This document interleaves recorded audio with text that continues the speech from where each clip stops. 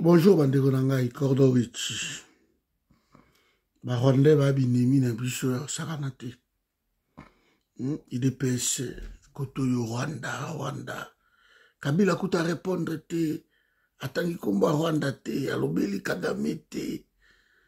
Batu nyonso tu Fayulu atangi Rwanda te, Mukwege atangi Rwanda te. Bango ba otanga tellement Rwanda.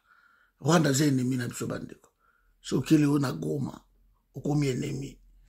So na Kigali, okomi ennemi à Congo. Selon IDPS. Mais na oche la bino vidéo moko tolanda ngonano. Ok? Et on en parle après. Et on continue de parler de la RDC avec la journaliste de Reuters, Sonia Rollet, bonsoir. Bonsoir. Alors d'après vos informations, des minerais congolais comme le tungstène ou l'étain, que Kinshasa accuse depuis longtemps son voisin rwandais d'exploiter illégalement, pourraient être exportés légalement vers le Rwanda pour y être transformés dans le cadre d'un accord de paix actuellement négocié par les États-Unis.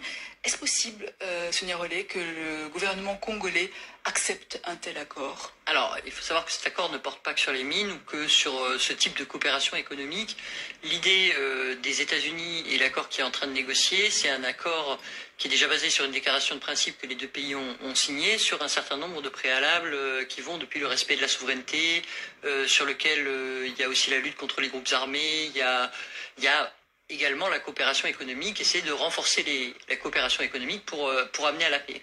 Donc, cet accord, ou l'idée de cet accord de la coopération qu'il pourrait y avoir derrière, et qui viendrait après une stabilisation de la situation économique, c'est que si au lieu de voir par exemple les minerais du Congo être pillés par le Rwanda, et c'est ce que disent le Congo, les États-Unis, les Nations Unies, au lieu que ces minerais soient pillés, ils pourraient être transformés dans le cadre d'une relation économique entre les deux pays. Et si les deux pays ont à gagner à cet accord de coopération, eh bien, ça pourrait amener sur le long terme la paix. Ce que disent les États-Unis. Bon, nakatika awa.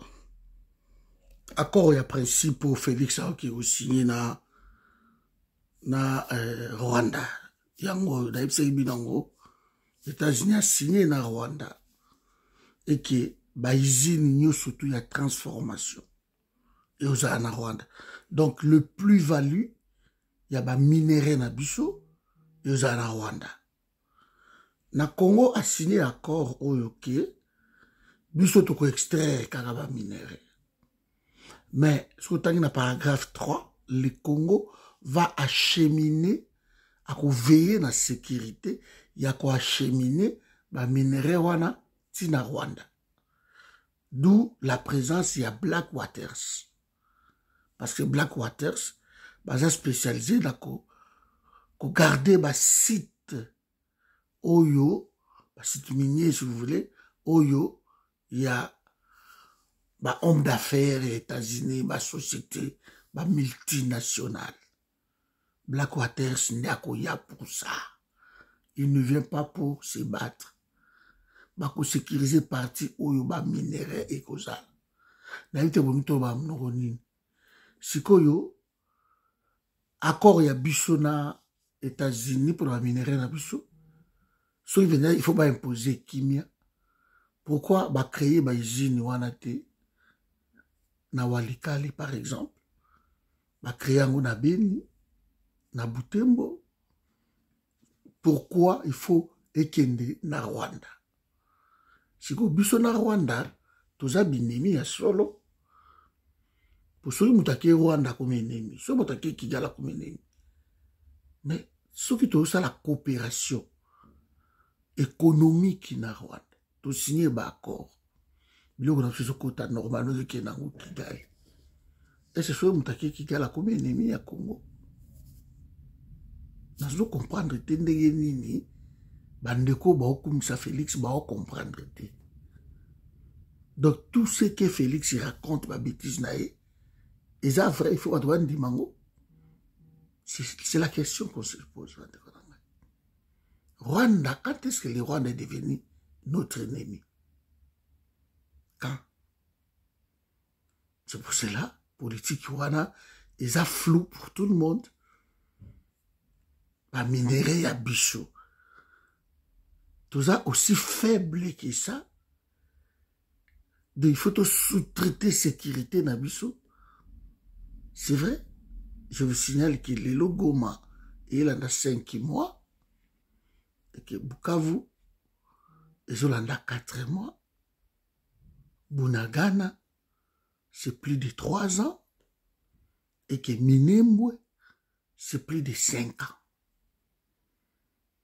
C'est ce que je voulais vous dire. Toke bato mesana. Toya ko mesana de to mesana na Minembwe, de to mesana ki na Bunagana. Makelele ka ba ko reprendre yango ba ko reprendre. De to mesana na Barubaya et keda. Toke bato mesana. Cordowich. Vous répondre est-ce que tous ennemis à Rwanda ou tous ennemis te? Parce que le gouvernement na biso va coopérer na bango na Rwanda. Voilà pourquoi batka ko kangata frontière mon côté. Tous à ramayeli bande ko ngai to réfléchissaka s'il vous plaît. À part ba insulte, to réfléchissaka d'abord aussi. Au fin ça bien de bofinga mais mutu ça d'abord. Nous sommes des ennemis ou nous sommes des amis parce que tout ça va coopération ensemble. Il y a pas minéraux. Rodowich.